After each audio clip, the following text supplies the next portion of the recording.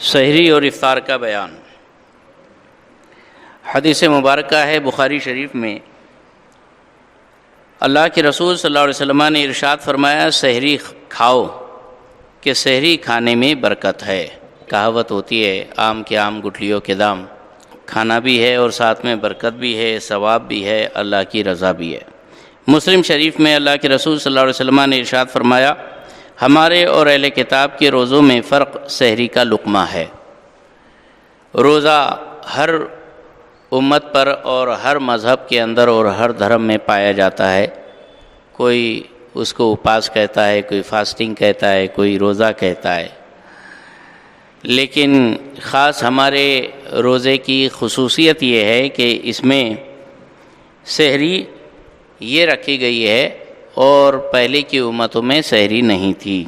طبرانی شریف کے اندر حدیث مبارکہ ہے، حضرت سلمان فارسی رضی اللہ تعالیٰ عنہ سے روایت ہے، سرکار پاک صلی اللہ علیہ وسلم نے ارشاد فرمایا تین چیزوں میں برکت ہے، جماعت میں، سرید میں اور سحری میں۔ با جماعت نماز پڑھنے میں برکت ہے، اور سرید گوشت کا سالن، اس میں روٹی کے ٹکڑے کر کے وہ کھانا، اس میں برکت ہے، اور واقعی ویسا کھائے تو تھوڑا کھانے میں بھی پیٹ بھر جاتا، برکت ہو جاتی ہے۔ اور سحری میں بھی برکت ہے کہ تھوڑی بہت سحری ہو گئی تو دن بھر کے لیے کافی اسٹیمنا رہتا ہے۔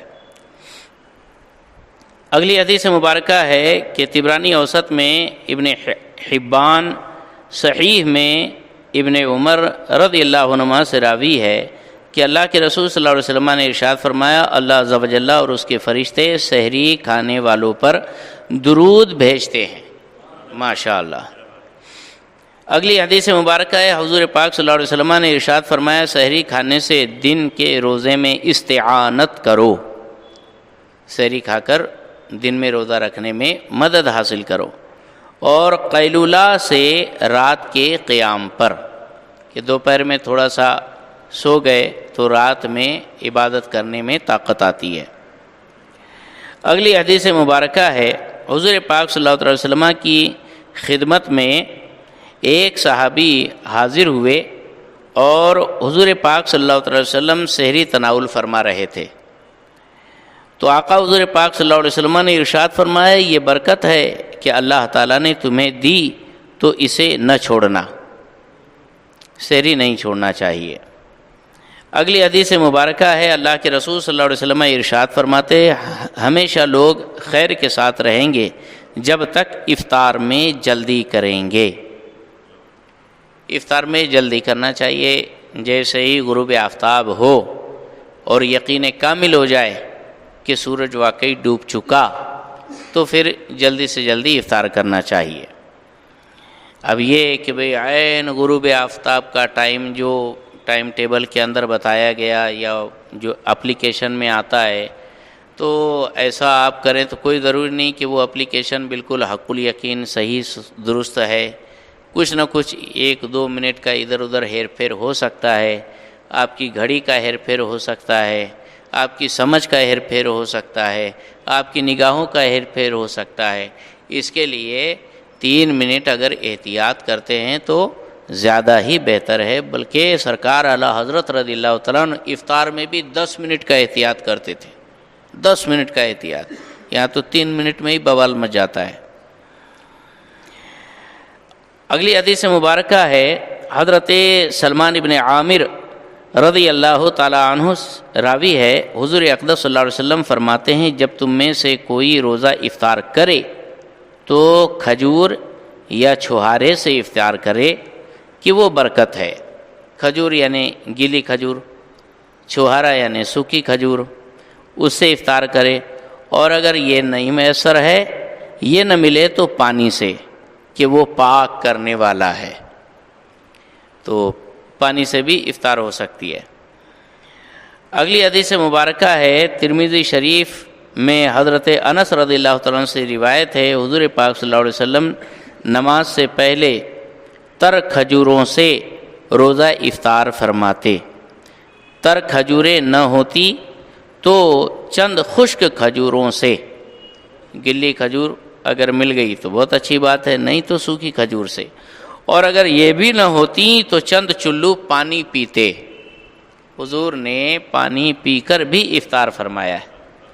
صدقہ مدینے والے کا کہ آج آپ دسترخوان پر بیٹھتے ہیں تو دنیا کے کونے کونے کی نعمتیں ہمارے سامنے ہوتی ہے۔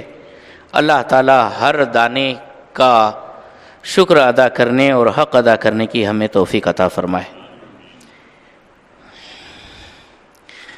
ابو داود نے روایت کی کہ حضور صلی اللہ علیہ وسلم افطار کے وقت یہ دعا پڑھتے: اللہم لک صمت وعلی رزقک افطرت، اے اللہ تیرے ہی لیے میں نے روزہ رکھا اور تیرے رزق پر میں نے افطار کیا، روزہ کھولا۔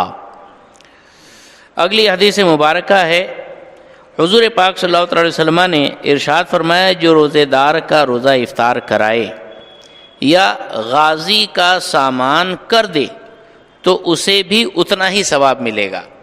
اگر آپ کسی کو روزہ افطار کرا رہے ہیں، روزہ کھلوا رہے ہیں، تو آپ کو بھی روزہ رکھنے کے برابر ثواب ملے گا۔ ماشاءاللہ، اسلام کی خاص بات یہ ہے کہ کام کم اور دام میں دم، ثواب زوردار ہوتا ہے۔ اگلی حدیث مبارکہ ہے، طبرانی کبیر میں سلمان فارسی رضی اللہ تعالیٰ عنہ سے راوی ہے کہ رسول اللہ صلی اللہ علیہ وسلم فرماتے ہیں: جس نے حلال کھانے یا پانی سے روزہ افطار کرایا، فرشتے ماہ رمضان کے اوقات میں اس کے لیے استغفار کرتے ہیں۔ جو دوسرے کا روزہ کھلواتا ہے اور روزہ افطار کراتا ہے، اس کے لیے فرشتے دعائے مغفرت کرتے، استغفار کرتے ہیں، اور جبریل امین علیہ السلام شب قدر میں اس کے لیے استغفار کرتے ہیں۔ ماشاءاللہ۔ ایک اور روایت میں ہے کہ جو حلال کمائی سے رمضان میں روزہ افطار کرائے تو رمضان کی تمام راتوں میں فرشتے اس پر درود بھیجتے ہیں۔